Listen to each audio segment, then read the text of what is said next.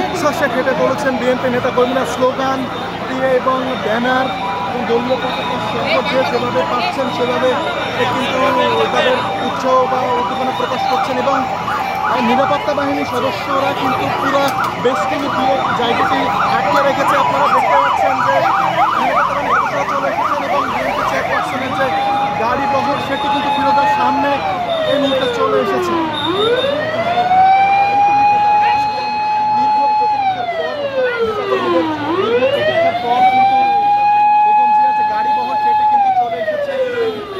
নিরাপত্তা বাহিনীর সদস্যরা বেষ্টনী দিয়ে তাকে এখানে এসেছেন। আপনারা দেখতে পাচ্ছেন যে বিএনপির নেতাকর্মীরা রয়েছেন তাদের মধ্যে এক ধরনের যে উচ্ছ্বাস সেটি কিন্তু সকাল 10:30টায় হজরত শাহজালাল আন্তর্জাতিক বিমানবন্দরে অবতরণের পর আর তিনি কিন্তু এসে পৌঁছেছেন এখানে ফিরোজার সামনে এবং তার গাড়িটি আপনাদেরকে দেখানোর চেষ্টা করছি।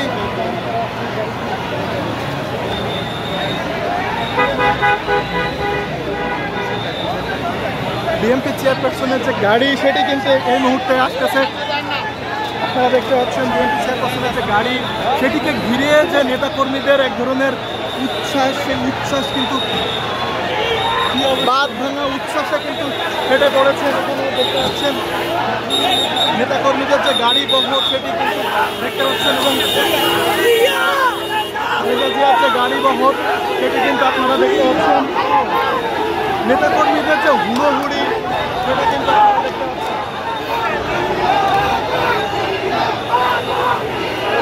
গাড়ি মধ্যেই এসে ফিরোজার সামনে এসে এবং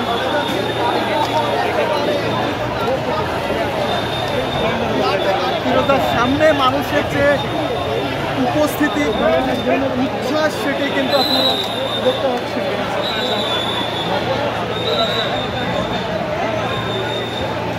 সেনাবাহিনী বা নিরাপত্তা বাহিনীর সদস্যরা কিন্তু চেষ্টা করেও তাদেরকে আসলে আটকে রাখতে